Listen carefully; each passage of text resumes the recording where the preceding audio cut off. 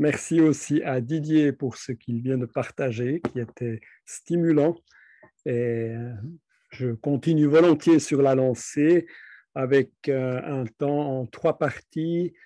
Tout d'abord, les différentes conceptions de l'Église. Je me base aussi sur le livre, principalement bien sûr. Une deuxième partie, que fait-on dans l'Église?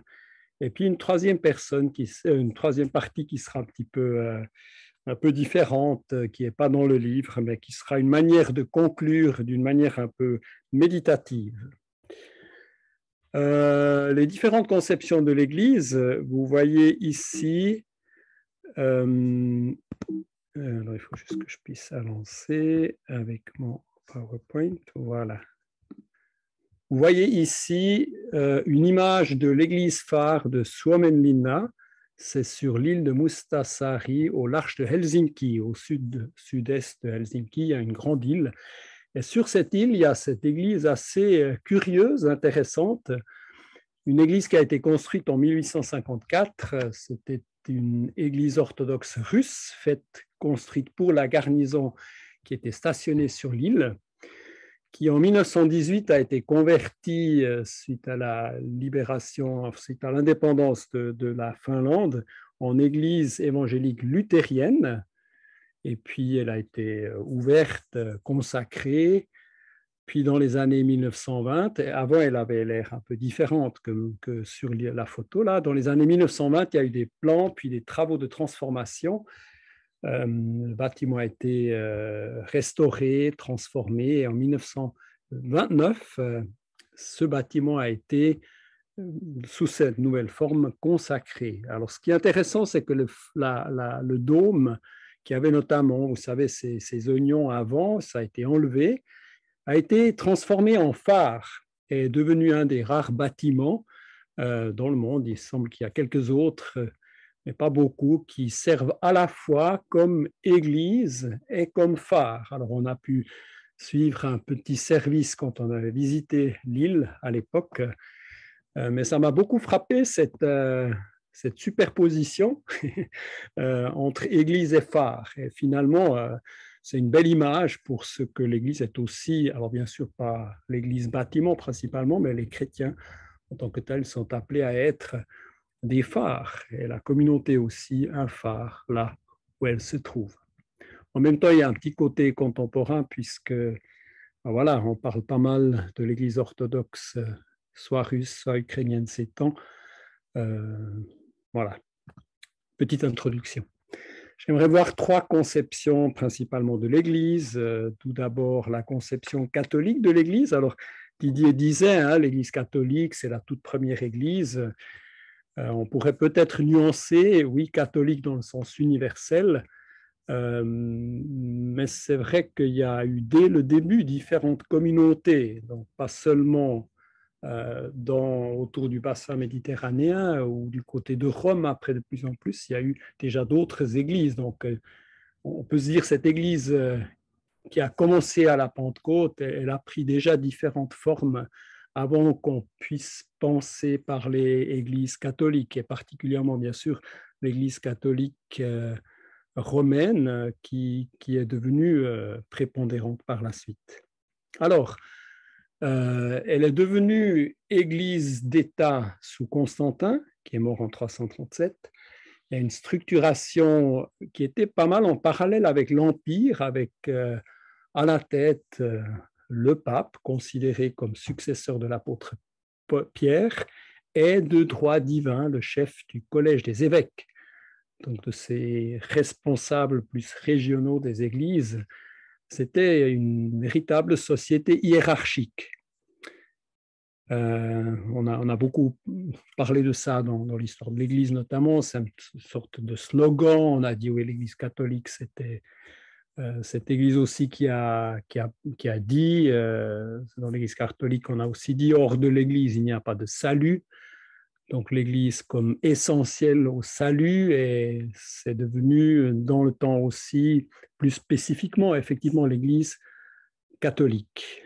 Alors, tous les catholiques n'ont pas toujours compris ça comme se limitant qu'à l'Église catholique. Et c'est vrai qu'on pourrait dire sans Église, sans ce que Didier a démontré, l'Église, les personnes qui constituent cette Église universelle, il n'y aurait pas de chrétiens, donc il n'y aura pas non plus de témoignage au Christ.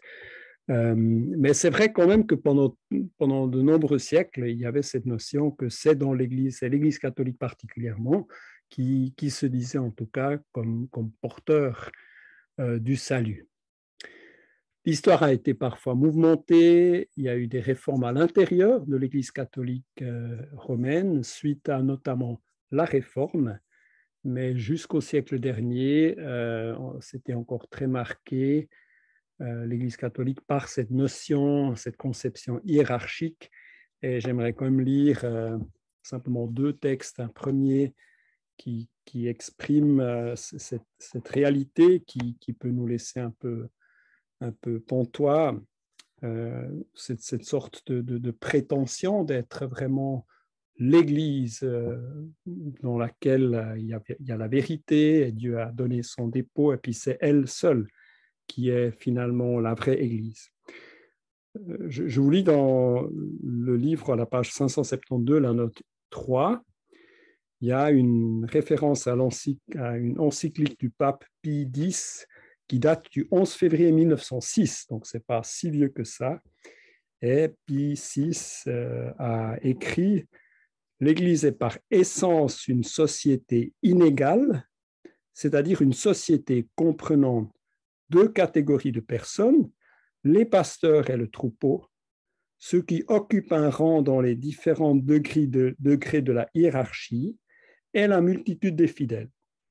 Et ces catégories sont tellement distinctes entre elles que dans le corps pastoral, seul réside le droit et l'autorité nécessaires pour promouvoir et diriger tous les membres vers la fin de la société.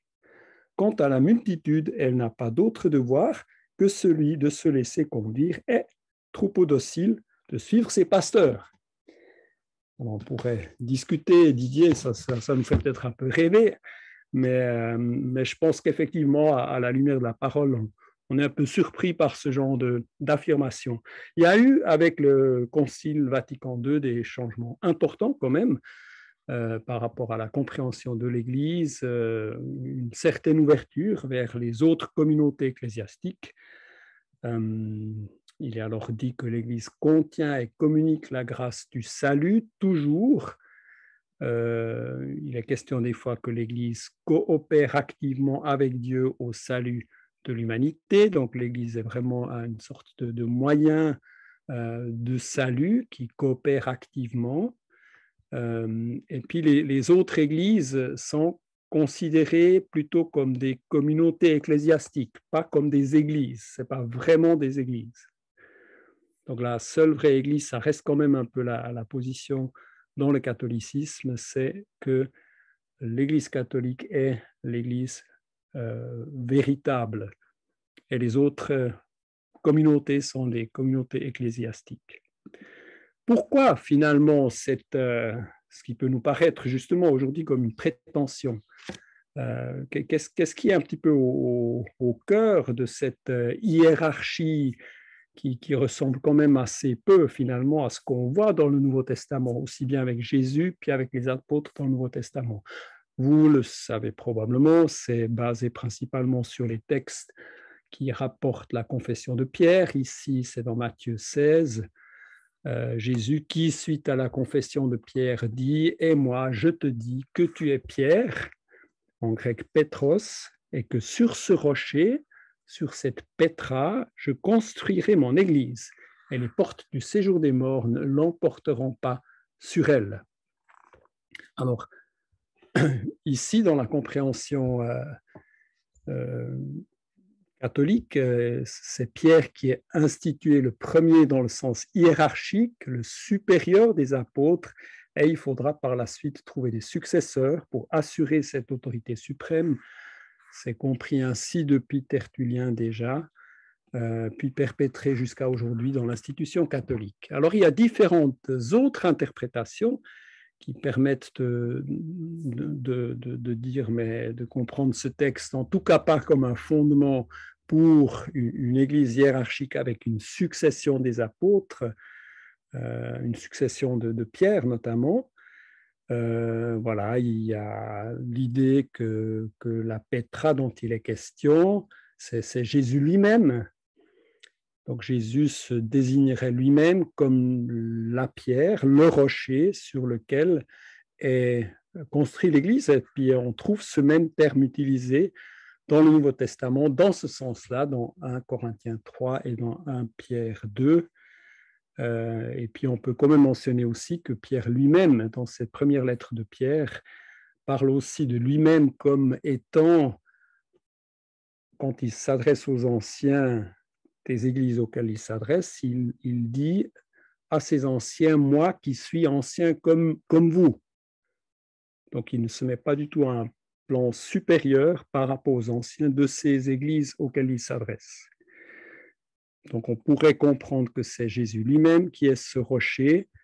Une autre interprétation, c'est que ce terme désignait bien Pierre lui-même, mais pas ses successeurs. Et ça va un peu dans le sens de ce que Didier a mentionné. On voit dans le livre des Actes des Apôtres que l'Église se développe progressivement. Et dans les premiers chapitres des Actes, au chapitre 2, puis plus loin au chapitre 8, quand Philippe est en Samarie, et puis encore dans les chapitres 10 et 11, où l'évangile finalement s'ouvre aussi aux non-juifs, il y a chaque fois Pierre qui est là, 2 fois avec Jean, mais une fois il est seul, sans Jean, et puis ce sont des étapes très importantes dans la croissance, la progression de l'évangile. Et là, on voit que Pierre, effectivement, il a un rôle très important, mais de nouveau, de là à dire que c'est un rôle qui est supérieur aux autres dans un sens hiérarchique, c'est plutôt un peu osé. Il y a d'autres textes où Pierre est mentionné en parallèle avec les autres apôtres et il n'est pas mis en avant. Et puis une troisième possibilité, c'est de mettre l'accent sur la confession de Pierre, qui est dans le contexte qui précède juste cette affirmation de Jésus, où Pierre a confessé le Christ, et ça c'est le grand point tournant des évangiles, en tout cas de Matthieu, Marc et Luc, quand Pierre est celui qui reconnaît par révélation du Père qui est Jésus, il détecte, il reconnaît, il discerne avec l'aide du Père et de l'Esprit que Jésus est le Messie annoncé, que c'est lui le Fils de Dieu en qui il y aura le salut. Et puis depuis Athanas, déjà un des grands pères de l'Église du IVe siècle, déjà il y a cette confession de Pierre plutôt qui est comprise comme ce fondement de l'Église, cette reconnaissance que Jésus est le fondement, on pourrait dire la confession des humains, que Jésus est le rocher du salut, qui est finalement cette pierre, ce rocher sur lequel Jésus va construire l'Église, et non pas Pierre, un être humain qui avait aussi ses défauts, pas sur lui ou sur une prétendue succession de Pierre. Voilà par rapport à cette question de l'Église catholique qui serait la seule vraie Église. Alors, ça a été affirmé encore. Aujourd'hui, on est quand même aussi avec des frères et sœurs catholiques. J'en ai pas rencontré dans les collaborations des gens qui disaient encore, mais écoutez, c'est quand même nous la seule vraie Église. Et je sais qu'il y a aussi des prêtres qui n'ont plus du tout cette conception-là. Donc, désormais, je pense qu'on peut bien travailler ensemble en tant qu'Église et pas la vraie Église avec les autres, les communautés ecclésiastiques. Finalement, je pense que c'est important justement de continuer à chercher l'unité qui nous est recommandée dans le Nouveau Testament. Et je termine cette partie avec, bien sûr, on peut se dire, mais finalement, ce n'est pas eux la vraie Église, c'est plutôt nous l'Église plus vraie, comme Didier a dit. Ce n'est pas tout à fait la même chose, mais il a mentionné tout à l'heure, Didier, pendant longtemps, il avait dit, mais venez dans mon Église. Oui, c'est vrai, on a tous la meilleure Église, et pourtant, si on y vit d'une manière un peu lucide, on sait combien on a besoin de la grâce de Dieu, et puis que je ne suis pas sûr qu'il y ait une église qui est meilleure que l'autre, finalement. Donc, par rapport en tout cas aux catholiques, et je le pense par rapport à toutes les grandes confessions chrétiennes trinitaires qui s'appuient sur les conciles, je me dis, j'aime me rappeler qu'il y a en tout cas 3 qui nous unissent, le Père, le Fils et le Saint-Esprit. Et si à partir de là, moi, je veux faire encore des distinctions, je peux le faire, mais nous partageons l'essentiel. La conception orthodoxe de l'Église, je vais être plus bref là-dessus, l'Église orthodoxe est à certains égards avec d'autres couleurs un peu semblables quand même à l'Église catholique romaine. La principale chose qui la distingue, ou les différentes églises orthodoxes, puisqu'il y a grec, russe, etc., c'est que les églises orthodoxes ne reconnaissent évidemment pas la primauté du pape, ni la hiérarchie institutionnelle catholique romaine. Chez les orthodoxes, l'instance suprême est le concile œcuménique, le rassemblement régional ou universel qui traite surtout des questions doctrinales. Ils reconnaissent notamment les 5 premiers conciles qui sont acceptés par la grande majorité des branches du christianisme. Et puis, c'est surtout une communion d'églises qu'on appelle autocéphale, c'est-à-dire qu'il y a un patriarcat qui est dirigé par un synode, donc un groupe de délégués, et ce synode est présidé par un patriarche. Vous avez sans doute entendu parler des patriarches, pas plus tard qu'aujourd'hui, dans le journal Le Temps. Aujourd'hui, à la page 2 du Temps, il y a sous opinion, presque une demi-page, un article de René Moret, d'un collègue, donc de pasteur à Colonie, qui développe tout l'enjeu qu'il y a actuellement entre le patriarche de l'Église orthodoxe russe, Cyril, qui soutient ouvertement la guerre en Ukraine. Et ça vaut la peine de lire parce que c'est très pertinent ce qu'écrit Jean-René. Et on voit cette question d'autorité de l'Église. Qui dirige, sous quel drapeau est-ce qu'on est particulièrement visible actuellement, cette question en Ukraine, où il y a une Église ukrainienne qui n'est pas très vieille, mais donc, qui a leur propre tête, si vous voulez, leur propre patriarche, et ils sont en tension, en guerre, on pourrait dire, avec l'Église orthodoxe russe. Donc, c'est de toute actualité. L'Église orthodoxe est beaucoup, des fois qualifiée un peu comme mystique, dans le sens d'être portée vers les mystères de Dieu, l'union avec Dieu et les diverses manières de l'expérimenter, notamment par l'Eucharistie et les autres sacrements, des signes. C'est très fort. Il y a aussi tout un habillage, on pourrait dire. Il y a des vêtements qui sont très, très beaux, somptueux, notamment portés par les prêtres. Et en même temps, il y a la communion qui est il y a le peuple qui est très important. Je me souviens, on a eu l'occasion de visiter 2 fois des églises orthodoxes, une fois au Canada, où c'était très, très familial. On était un groupe, peut-être une vingtaine de personnes assis en rond, et la cérémonie se passait comme cela, de manière finalement assez informelle. Et puis une autre fois en Russie, il y a quelques années en arrière, où je trouvais dans toute tout ce déroulement très imagé, avec beaucoup d'encens, avec cette magnifique chorale russe qui chantait, je trouvais très, très touchant. Les gens, ils étaient debout, des fois ils s'agenouillaient, ils se mettaient par terre. Et il y avait quelque chose de très... On sentait le peuple de Dieu qui était là, mélangé. Et à un moment donné, je termine avec ça, le prêtre qui est venu apporter la prédication, il est venu au milieu du peuple. Et c'est là qu'il a parlé, comme ça, directement aux gens. C'était très touchant. Ça faisait vraiment peuple et communion. Voilà, au niveau de l'Église orthodoxe russe. Les conceptions protestantes de l'Église, alors on les retrace souvent à la réforme des Églises protestantes. Protestantisme, c'est une sorte de terme parapluie pour désigner justement les branches des églises qui sont issues de la réforme du XVIe siècle qui sont caractérisées par leur attachement à l'enseignement des apôtres tel qu'il se trouve dans le Nouveau Testament. Elle est apostolique dans la mesure où elle se fonde sur le témoignage des apôtres. Didier a lu le texte tout à l'heure, Éphésiens 2:20.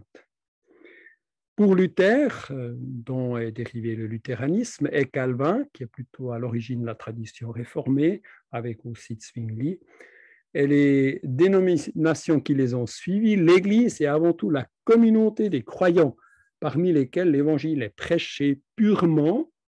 Donc, la bonne parole, la parole de vérité est prêchée, et les sacrements, donc ces signes qui, en l'occurrence la Sainte Seine et le baptême, sont administrés conformément à l'Évangile. Dans la fidélité à la parole aussi, ce sont les marques principales de l'Église. L'Église est ainsi la créature de la parole de Dieu, qui en est la source. Par la parole, l'Esprit génère l'Église, qui est la communauté des croyants.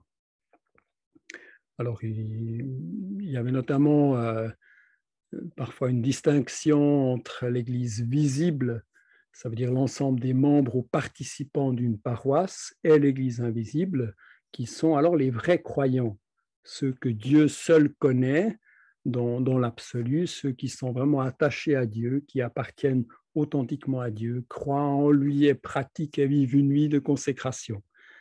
Et ça se voit pas forcément. Les réformateurs ont par ailleurs maintenu le baptême d'enfants, et puis c'est de là qu'il y a notamment eu après des déviations, ou plutôt pardon, des départs de cette église officielle, de ces églises officielles liées souvent à l'État, avec notamment le mouvement des anabaptistes.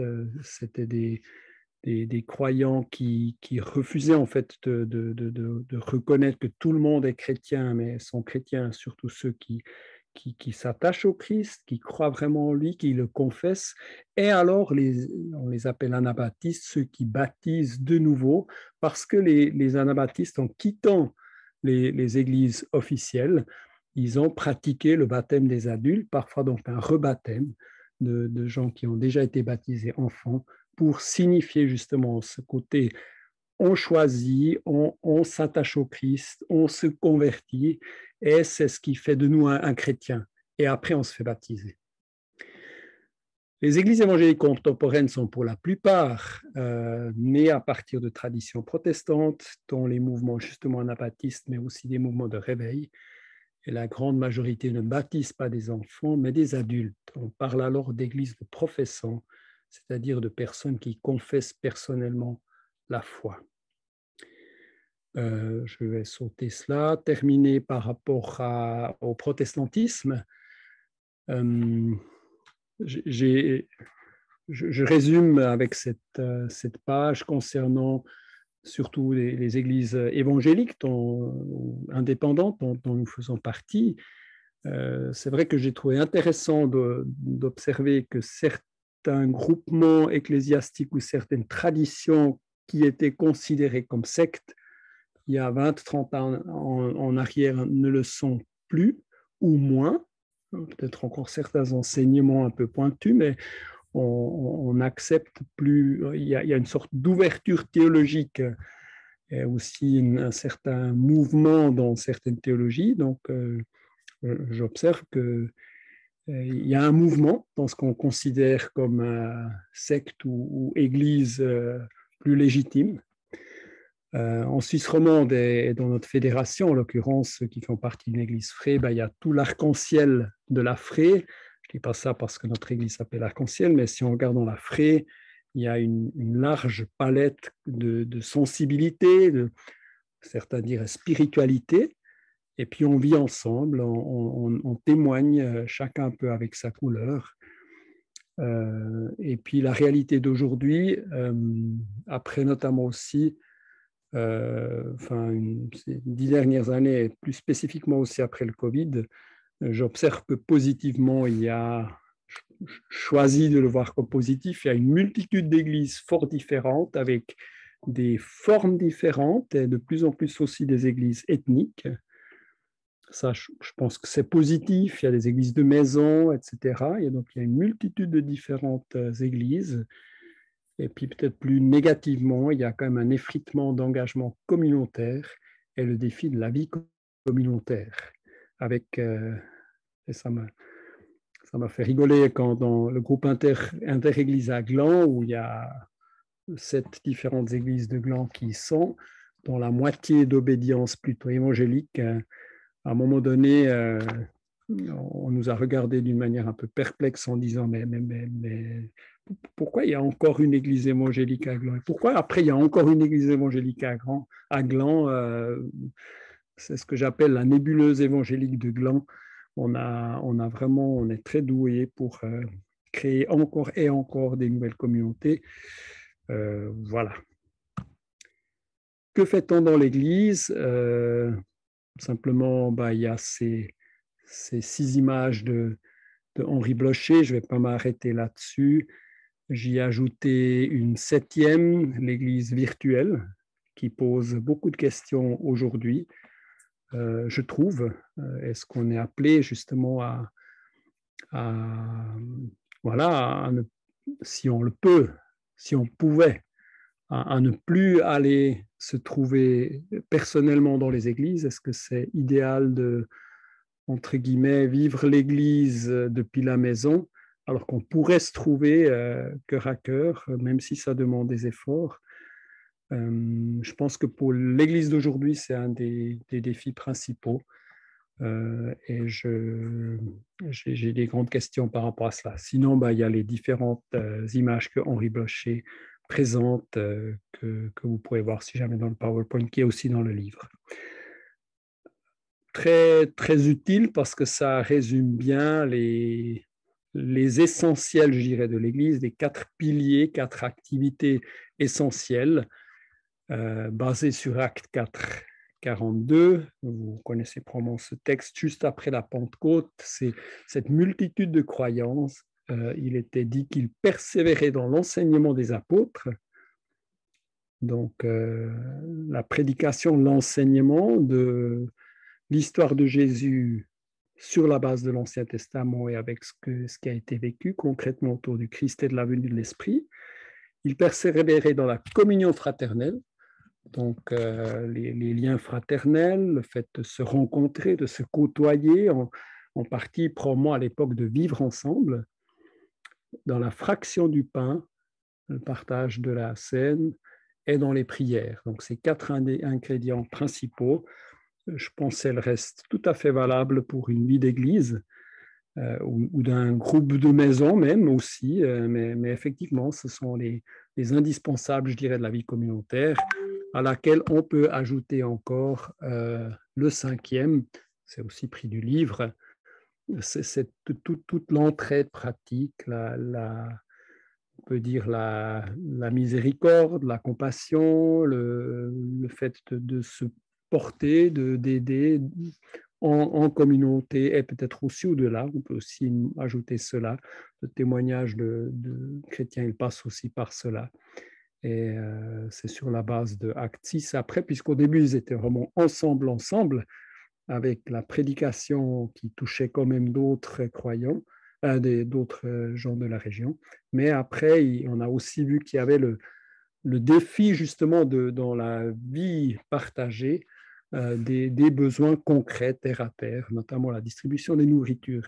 La nourriture, il fallait en prendre soin.